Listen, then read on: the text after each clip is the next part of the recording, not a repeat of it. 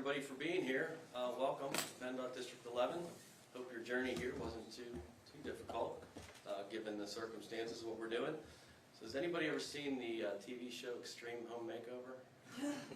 Well, welcome to the first episode of Extreme Highway Makeover. That's a little joke, but so we're here primarily to talk about the Commercial Street Bridge project, but I do want to touch upon the other work that's going on down there, just so everybody understands how much we are trying to take advantage of this Parkway closure. So I'll touch on some of that work too, but understanding that the main driver of why the Parkway is closed is to replace the Commercial Street Bridge. So high level comment in general, I don't think I could be more pleased with how things are progressing right now. The crews are doing exceptional work out there. The expertise and the talent of the operators and the skilled labor out there and the workers, it's just unbelievable to see.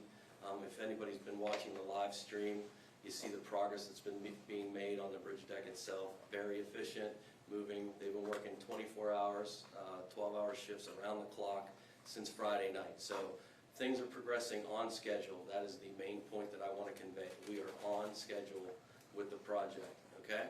So I want to get into some details of what's been completed so far, all right? So far we've got about 60% of the bridge deck removed. And the bridge deck needs to be removed before we blast it and drop it. We have, Lindy Paving came in and we milled the asphalt approach pavement from the bridge to the Squirrel Hill Tunnel. The approach roadway pavement has been excavated and removed. We're replacing a long stretch of the actual roadway concrete leading up to the bridge, so that has been removed. We've got drainage installed, a lot of drainage, new inlets, new pipes being installed right now on the Parkway. We've removed 1,000 feet of expansion dams, expansion joints on bridges at the Edgewood-Swissville interchange. 1,000 lineal feet of expansion dam has been removed over this weekend alone. We milled the pavement, and we've also removed the median barrier from the bridge all the way to the Edgewood-Swissville interchange. That's all going to be replaced during this closure.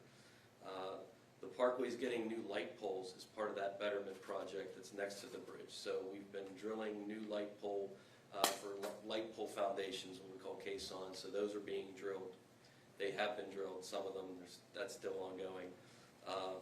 Our maintenance forces have also been out there. So we've had our PennDOT maintenance forces out in the tunnel. They've cleaned the tunnel. They're flushing inlets in the tunnel. They're also flushing inlets and cleaning drainage pipes along the Parkway. We've also had crews, PennDOT crews, doing brushing and clearing, vegetation clearing along the Parkway, clearing signage, things that have gotten overgrown. So lots been done. That's everything that's been done over this weekend. Current work, the priority for the Commercial Street Bridge is removing the bridge deck. As I said, we're about 60% done. We've got 2 more spans. So we did the 3 center spans. We've got 2 more spans of bridge deck to remove. That is ongoing as we speak. We're also prepping for the blast, okay? That includes drilling holes, cleaning holes with some debris got into them. So the holes for the blast, for the detonators, they have not been installed yet because there's still people working out there. We've got approach roadway work going on, both abutments of the bridge, preparing for the new approach slabs, new concrete slabs, things like that. We've also got highway lighting and ITS work going on, electrical work, things like that.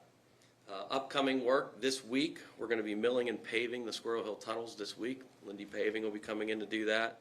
The blast is probably what everybody wants to know. That is planned for later this week. We will give advance notice of that. We don't have the day pinned down just yet. We're getting close, but it's definitely going to happen this week. I can say that. This Thursday, yes, this Thursday, important to note, we're going to have a traffic incident management exercise inside the tunnel. That's going to be on the eastbound tunnel. They'll be using some kind of fog machine to simulate smoke. You might see some sirens. You might hear some sirens, I mean. You'll see some lights flashing. We don't want to alarm anybody that anything bad has happened. That's going to be an exercise, again, taking advantage of the closed tunnel to simulate a drill in there for our emergency service providers. Also, I want to talk about just that neighboring project. That's that $100 million betterment project that goes from the bridge to the Churchill interchange. We've got expansion dams going in this week, new overlays on bridges that otherwise would have to be done over the weekends or closed, new median barrier being installed, approach slabs to all the bridges. We got bridge painting going on. We got an overpass over the bridge that we're going to paint while the parkway's closed, and we're going to continue building those new light foundations. Talk about the traffic detours, updates. We're seeing travel times about half hour.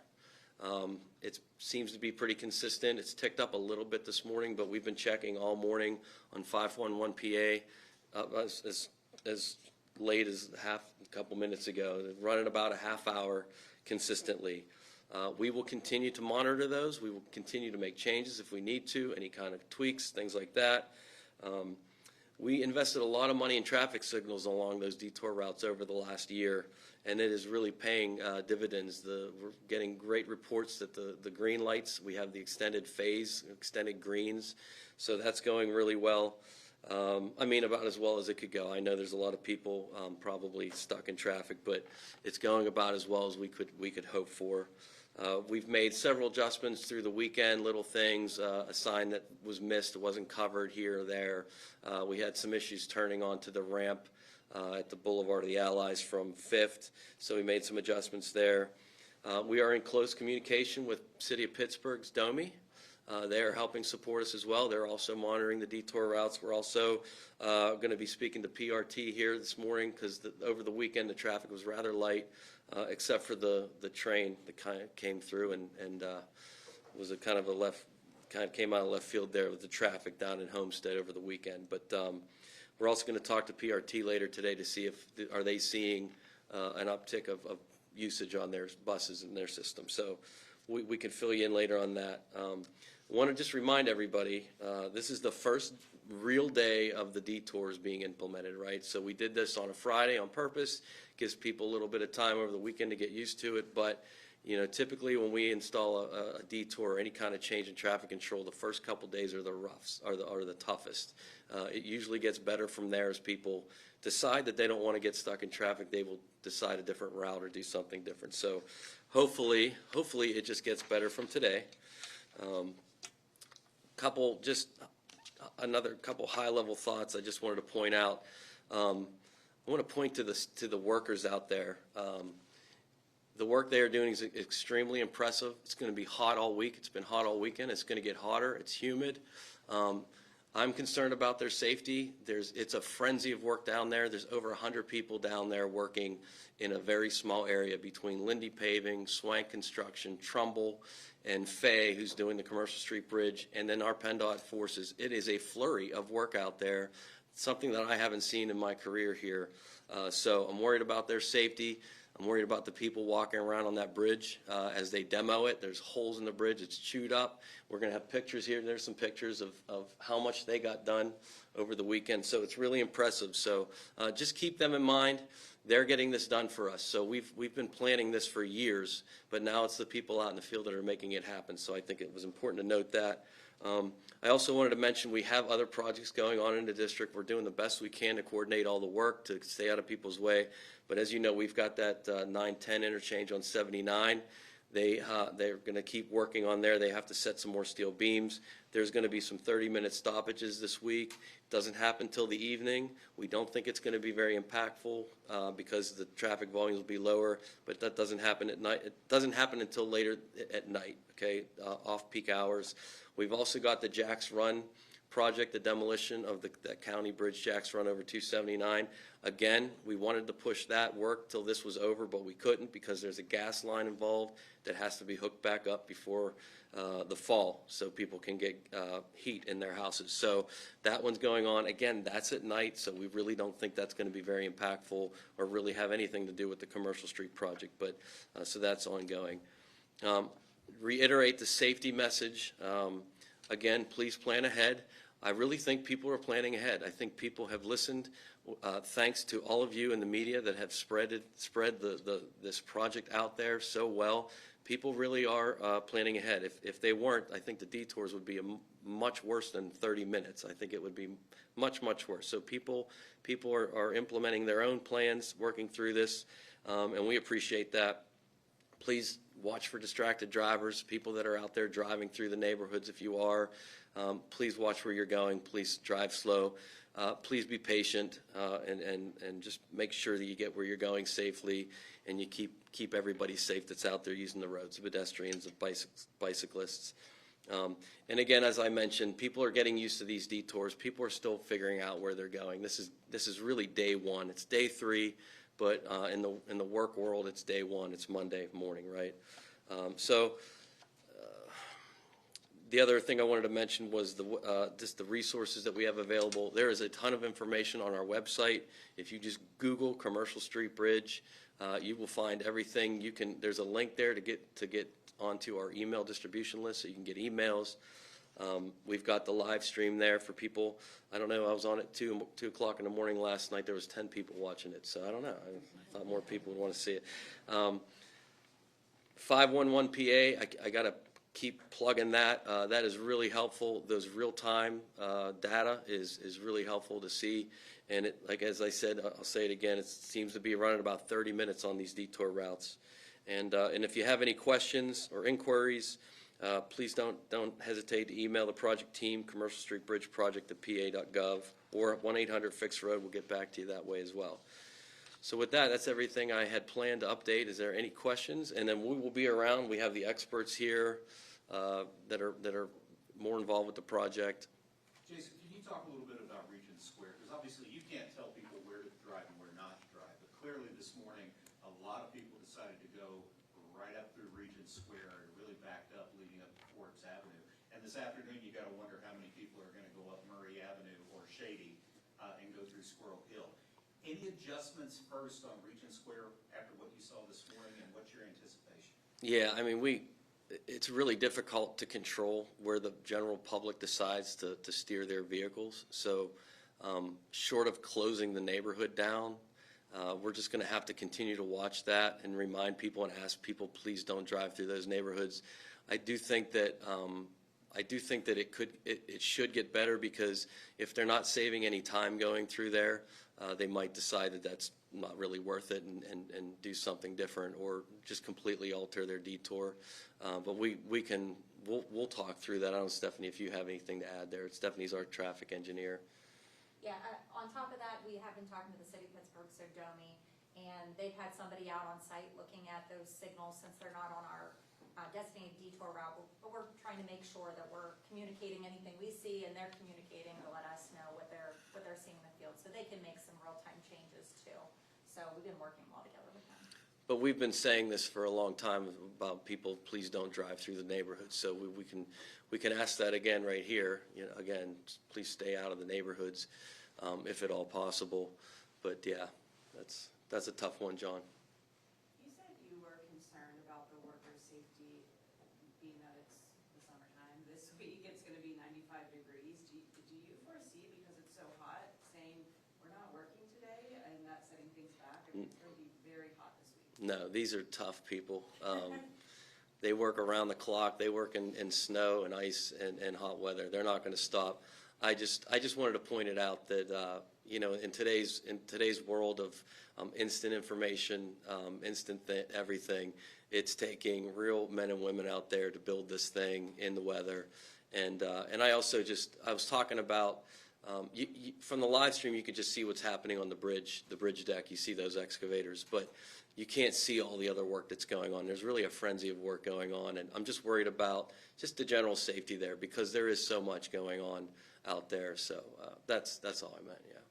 Jason, I covered the Oakland area today, which was tremendous. I mean, the traffic was moving very, very smoothly. I'm just wondering, I know that PRT had halted construction in that area. Is that going to be for the remainder of the time of the construction? Yes. Yeah. Yes. Thankfully, yeah. They've been a great partner, and they committed to holding off on their project until we're done with the detour. And I do want to thank the public too. I mean, you said everything's going well. I mean, the public has done what we've asked them to do. They've planned ahead. They're clearly doing that, and we're keeping our end of the bargain too. The work is progressing. We're on schedule. So like, again, I said it before, this has taken everybody, this has taken all of us to get a project of this magnitude done.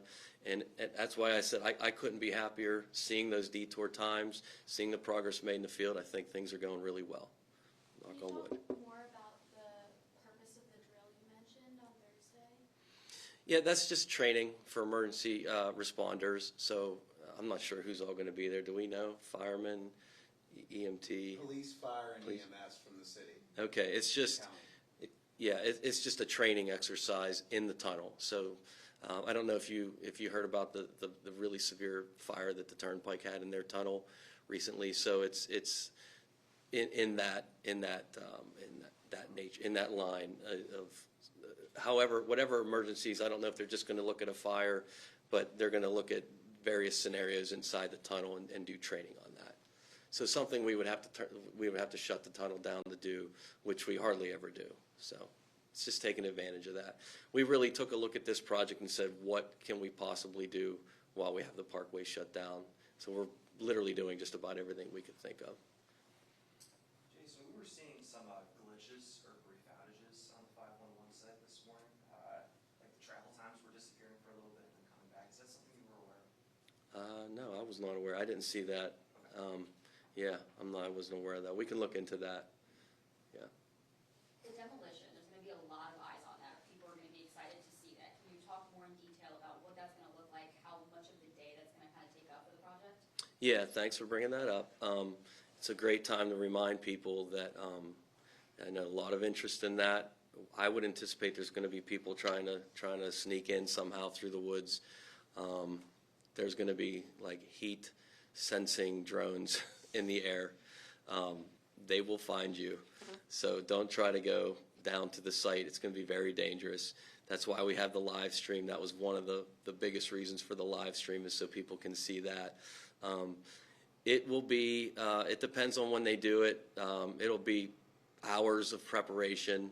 I mean, the prep is going to start here as soon as we're done with the bridge deck. They will start moving into that. But setting up the perimeter, John, do you want to add anything about how long it might take to set up the perimeter? I mean, the blast itself is it's going to be like that. Just that the day of, we'll be securing that site. We have personnel around the full 800-foot perimeter of the blast itself. So again, please don't come to the site. Encourage you to watch on our live stream camera would be the best solution for that. But those folks will be in place as long as necessary. Once the implosion's done and the site is cleared, then folks will be back to the original places where we allow the public to come to now.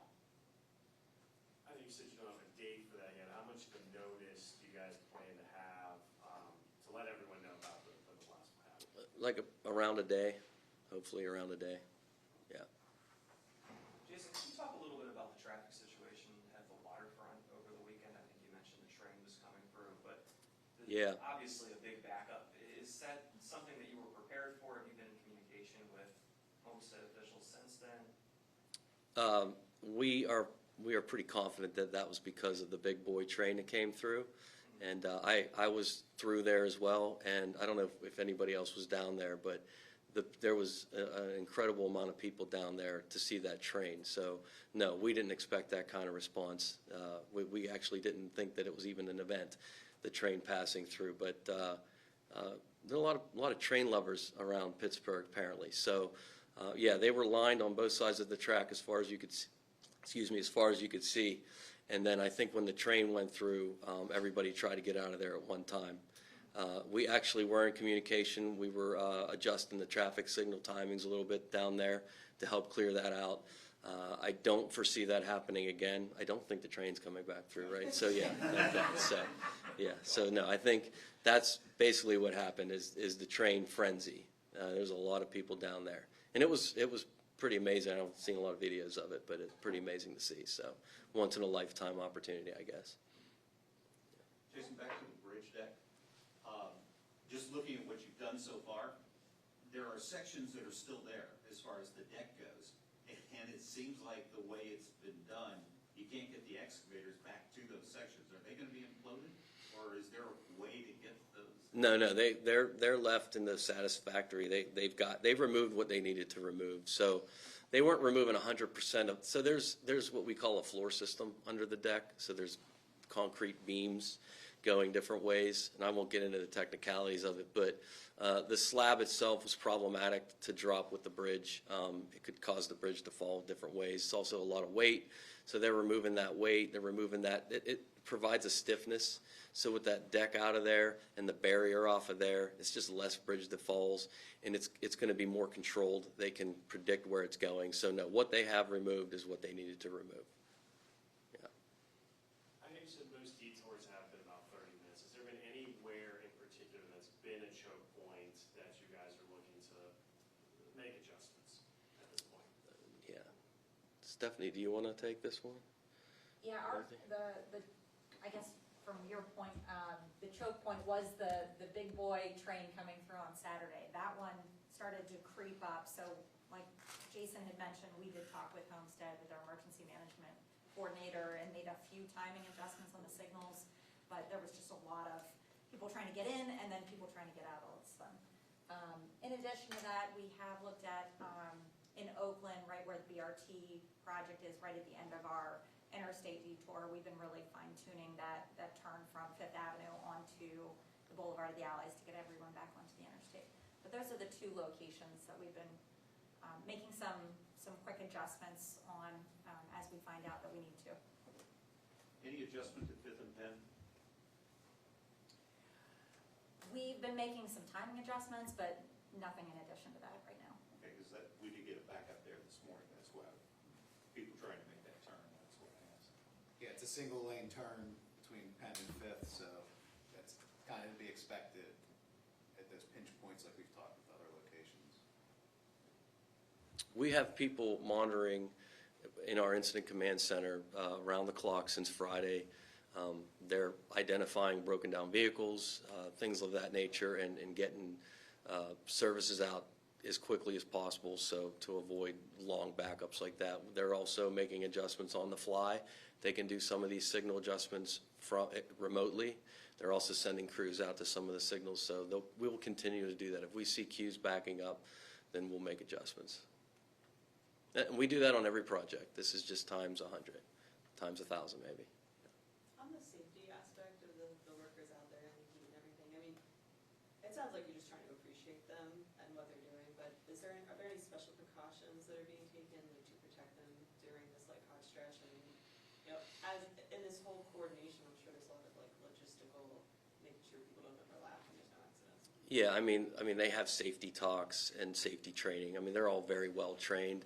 Yeah, you're right. I'm mainly trying to point out and just appreciate the job that they're doing for us as quickly as they can. Again, working around the clock, we're encouraging people to make sure they get adequate sleep and rest, because on a project of this nature, we've been through this before where we've done weekend bridge replacements over a weekend, and by the time Monday morning's coming around, people are at each other's throats. I mean, it's very stressful.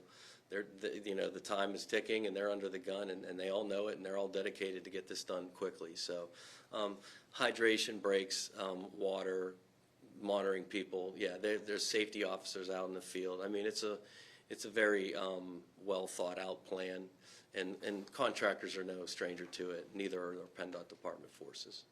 Yeah, and even every morning, like I was there at 6 o'clock this morning, transfer the shifts were changing. They have a job site safety analysis. Each crew, you know, they're sitting there huddling together, talking about the issues they're gonna have for the day, warning the people. I'm sure it's the heat. It's just a congested work area like Jason talked about. There's so much work going on. You have to keep your head on a swivel out there. So those safety officers, when they have their job site safety, you know, analysis discussions every day, those are the things they're talking about, and everybody's paying attention. It's dangerous out there, and you got to keep your head on the swivel. So the safety officers are certainly doing their job out there. They're running around like crazy. We don't want to see any accidents with pedestrians, with bicyclists, with anybody on the detours, and also at the work site. I mean, we want to get through this project and have a successful project and have nobody get hurt in the process. That's the goal. You said those at the shift change, there's like those meetings with every. Yeah. Oh, okay. Mm-hmm. Jason, what's the timeline between implosion to bridge move? A couple days, several days. So we can talk more about that on Thursday. But once the bridge is demolished, once it's blasted and it falls, the next thing is to clean that up, because now it'll be burying our new foundations where the new bridge is going to slide. So the next task will be clean that up, and that could take a couple days just to get all that debris out of the way. So do you see the bridge move as early as the beginning of next week? Potentially, yes. If things continue to go on schedule, potentially, yes. I know, again, you said you don't have exacts on demolition, but is that something you guys would think probably be like the morning, afternoon, if, you know? It could be, it's going to be during daylight, but it doesn't have to be in the morning. So it's just going to depend on when they're ready. Yeah.